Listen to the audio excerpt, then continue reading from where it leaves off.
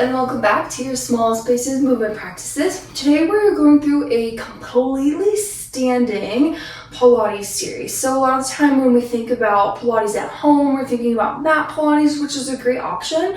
But if we have wrist things, knee things, getting up and down off the floor doesn't feel great, there's a lot of stuff that we can do standing. We're going to cover a lot of really good functional movement today for our feet, our knees, our ankles, all of that good stuff. This is really great for really anybody. All levels are welcome, but especially members of the aging population. We're going to focus on our balance, getting those functional movements that help to promote good balance, as well as just feeling good in our bodies. So, absolutely nothing required today. If you have something like a block, like a couple books, a thick book, you may want to have that. For one thing we'll do at the end, just helps us to give a little bit of room, but if you don't have anything, totally fine to do without. So we'll start standing, of course, because we're going to stand the whole time. And all you're going to do is shift your weight forward and back, kind of feeling into the toes and then the heels, taking a couple of nice deep breaths as you do that. Starting to feel where your center of gravity is. A lot of what we'll do to start is building really good connection with our feet, dexterity of our toes and our ankles, which is really important when we balance. They've done studies that have proven that when we're not connected to our feet, that's when we fall. So, a couple more times, forward and back. Starting to warm up through the feet and the knees a little bit too. And then you'll start to take your weight side to side. So feeling the inside and outside edges of your feet as you do that. Ideally, if you could be barefoot for what we're doing today, it's better that way. Socks can be slippery and cause us to not have good balance and fall, which, hey, who needs that? Side to side. Yeah, just starting to find your center. And then we'll go through a couple roll downs. So on your inhale, reach your arms up. As you exhale, tuck your chin to your chest, soften through your knees as you curl and roll down. As you get to the bottom, you can hang. Maybe a pedal of your feet or your knees side to side. Just let everything relax. Keep a bend in your knee. Connect through your core, meaning pull your belly in as you slowly curl up to stand. Head and neck are the very last thing to rise. And we'll do two more like that. Inhale as you reach up. Exhale as you round down, chin to chest, head heavy, bend into your knees. And then curl and roll yourself up. Connection through your core will always help you to do that. And we'll do one more time, some good motion for our back.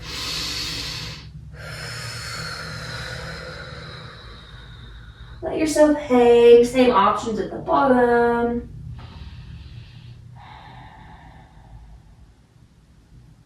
Curl and roll yourself up to stand, stack your spine.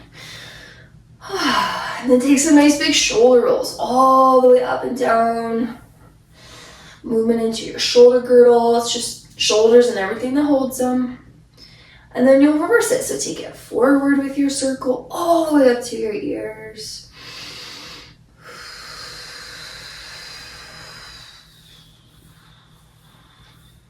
Alrighty, and then we'll move on to do a little bit of work with our feet and our ankles. So it may also be good for you to be near some kind of wall or surface you can hold on to today. You don't need it quite yet.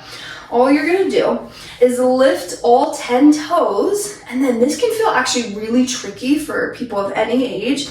Try to drop your big toe, second toe, third, fourth, fifth, and then you'll peel up the same way. So lift the toes, drop the pinky, fourth, third, second, and big.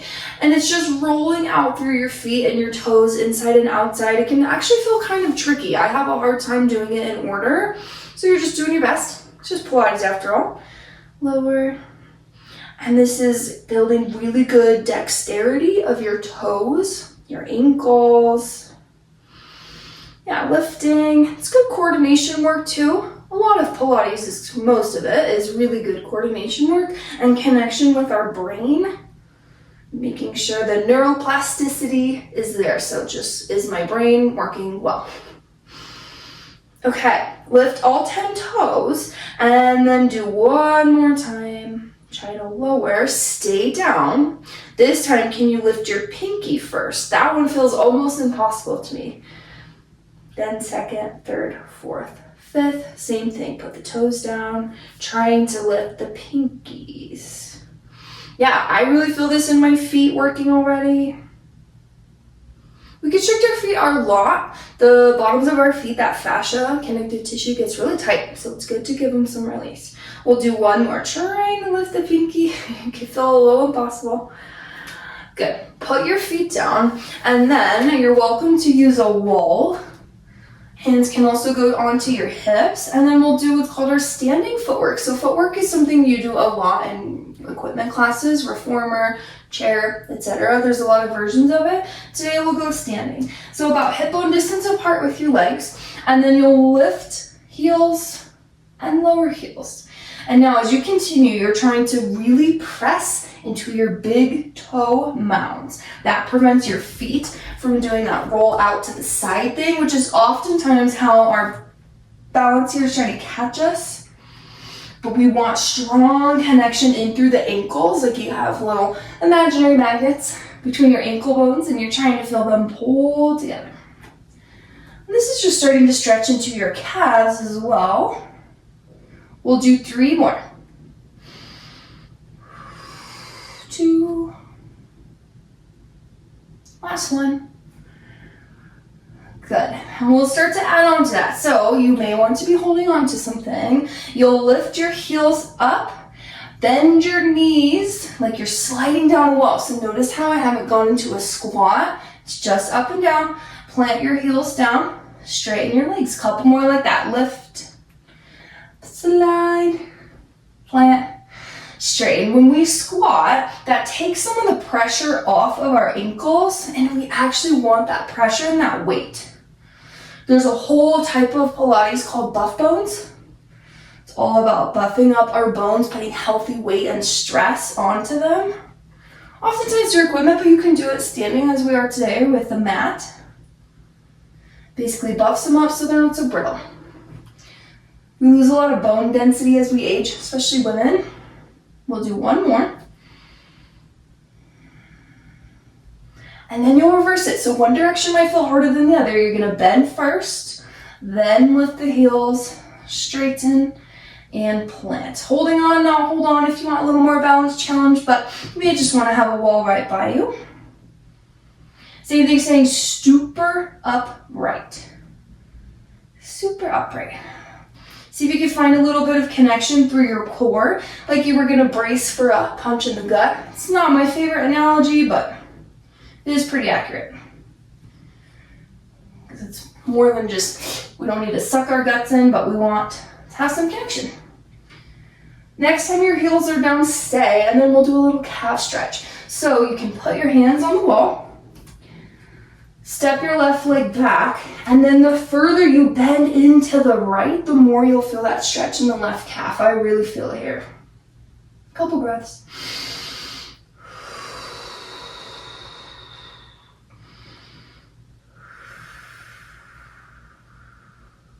And then you'll keep that leg forward. You're gonna roll to the inside of your left foot and then the outside. So you're rolling your foot, it's pretty slight.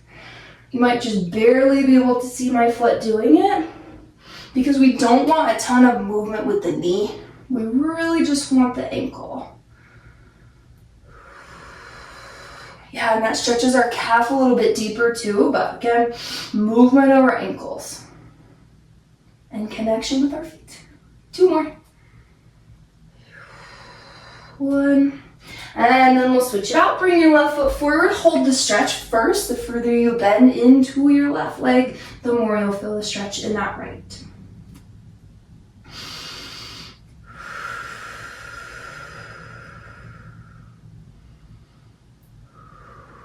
And then we'll stay. Start to roll inside, outside of your right foot. Remember, this is really slight. I don't want a ton of movement at my hips or my knee. Just the foot. And this side feels much tighter for me. Bodies are very interesting. They have a lot to tell us. There's no need to judge. You're never going to be perfectly symmetrical, so you can let that go. But Pilates helps us to bring us back to somewhat of an equilibrium. A couple more times, inside and outside. Okay. And then we'll come up to stand. I'll turn the face up front for you again. We're going to do a little bit of twisting for our spine that will also address some warm up for our knees. So if you're able to, you can reach your arms out wide. I already know from my space, there's a lot of things I'm going to hit. Small spaces, right? So I'm going to go hands on my hips. If you can do arms wide, it'll help you twist your spine a little bit extra. And then you'll stand maybe a little wider than the hip bone distance apart, and you'll start to twist. And we do want there to be a little movement at the knee. So there's a point when we're twisting where the knees are staying steady, and then there's a point when they start to twist with us. That's what we're looking for. So as I twist, I'm feeling that knee rotate and coming the other way. If you've had any knee replacement or knee issues, this may not be the best one for you to do until you've gotten a little more range of motion, sometimes a little more clearance from our PT, right? Your Pilates teachers oftentimes are not physical therapists. We're here to help you with a diagnosis, not provide one. Side to side. And then you're getting internal and external rotation with your knee. Pronation, supination too, even of the foot. And think about movements where we're doing that. And that is a lot of the time where we kind of hurt ourselves. So it's actually good sometimes to get some twist, just so we don't do that movement once and then have it, get hurt. Always being gentle though. Back off if something doesn't feel good. We'll take a couple more twists.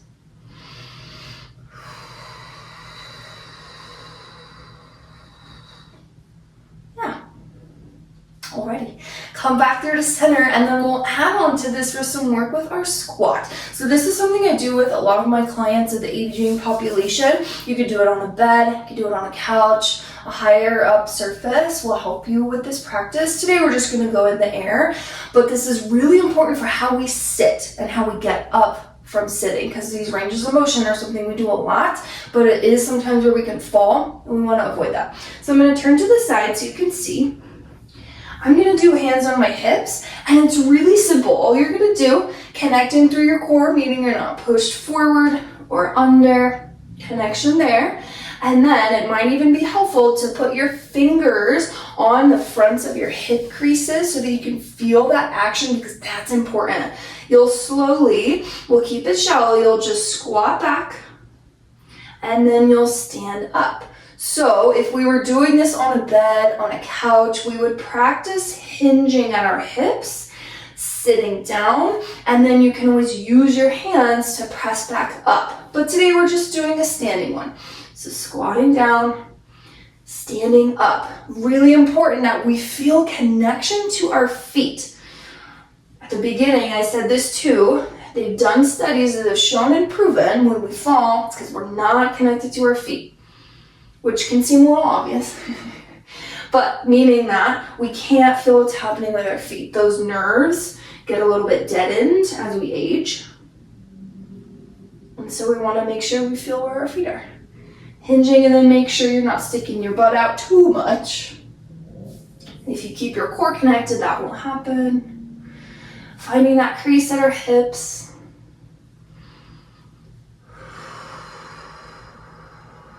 Yeah, let's do 2 more squats. 2 and 1.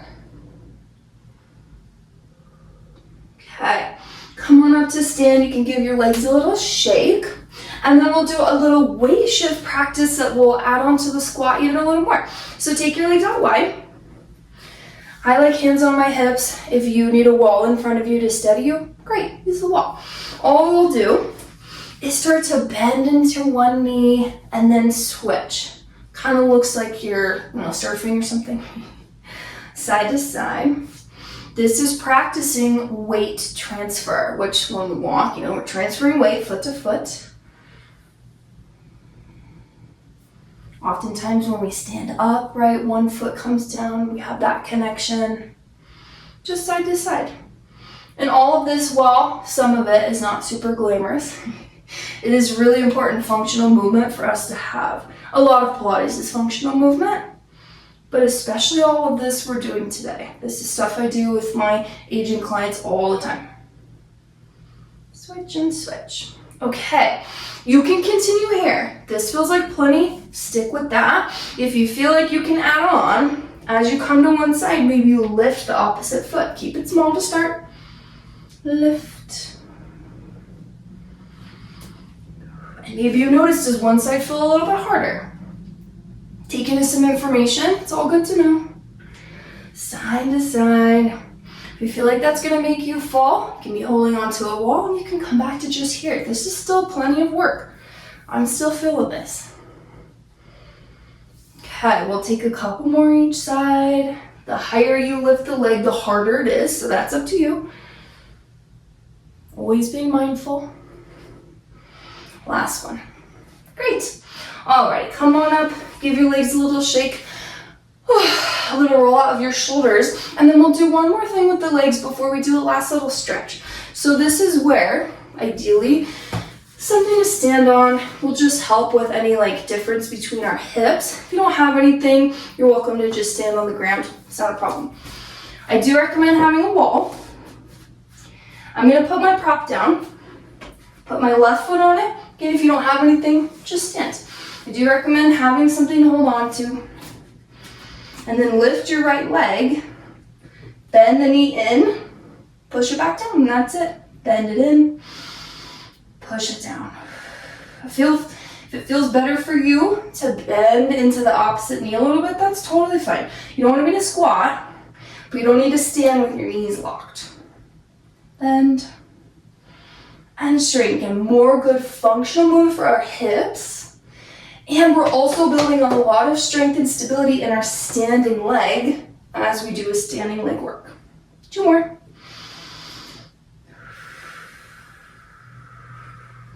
Okay, now we're gonna start to swing. So of course, be careful, you don't need to go crazy. Leg will come up, and then you'll just start to swing it. Forward and back. What we don't want is a lot of weight shift, a lot of movement at the tailbone. Keep connection with your core, and then let the leg swing. I've gone over other standing leg work in other of my Pilates videos, but this is a really good one too. Forward and back.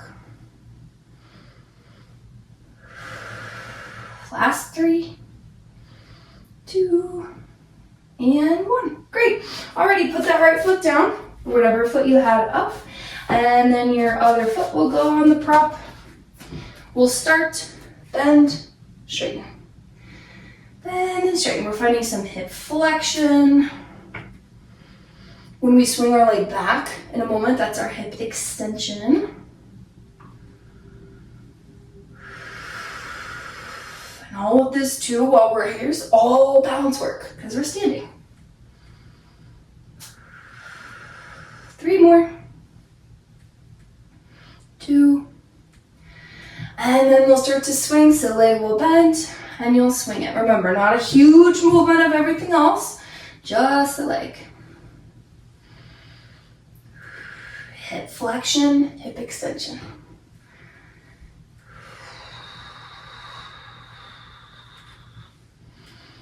If you have a prop underneath your standing foot, it does help you to build connection with your feet there too, especially because it's something that could move. It's not necessarily a stable surface. Last 3, 2, and 1. Alrighty, step off of that prop. You can set it off to your side, and then we'll do a little standing glute stretch. So still hold on to the wall, cross one ankle over. If this doesn't feel good, you can always put the foot on the ground instead. This will stretch into our glute as we hinge away. And then we'll switch.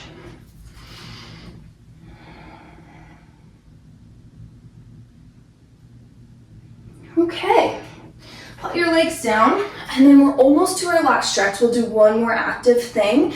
This is basically a standing plank. So a lot of the time when we think of planks, we're down on the mat, we're on our knees, our hands, doing things that don't always feel good for us, especially if we've had surgeries, replacements, etc. This is how you can do it with a wall. So you can do palms, you can do forearms. What works for you works for me personally.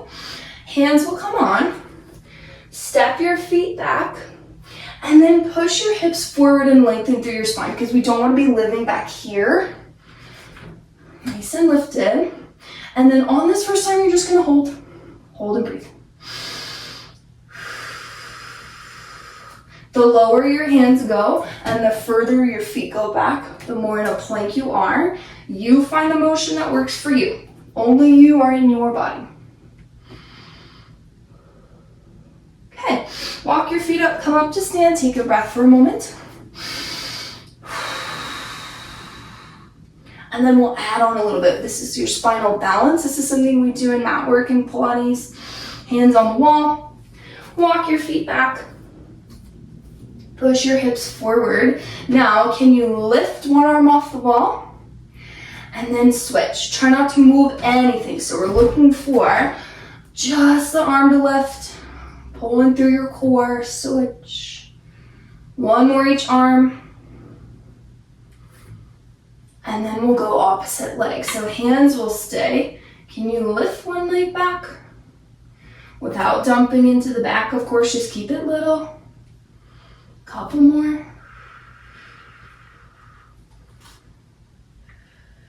Last one each side. And then we'll see if we can put it all together. So walk your feet up for a moment, take a breath. And then we'll do that last step. Hands are on the wall. The lower you go, the harder it is. The further the feet back, harder it is there as well. Opposite arm and leg. So right arm, left leg lift.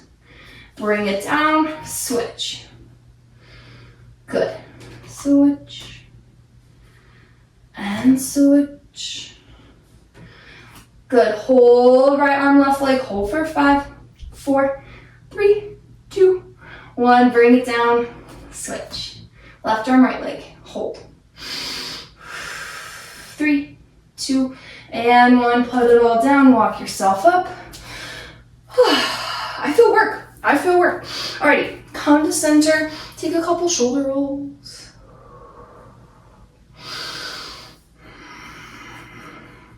And then start to roll out your head and your neck. Our neck oftentimes gets tighter as we age too.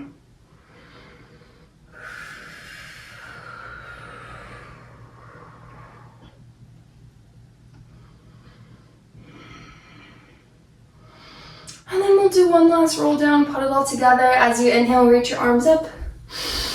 As you exhale, knees bend, chin tucks, curl, and roll yourself down. Let everything hang.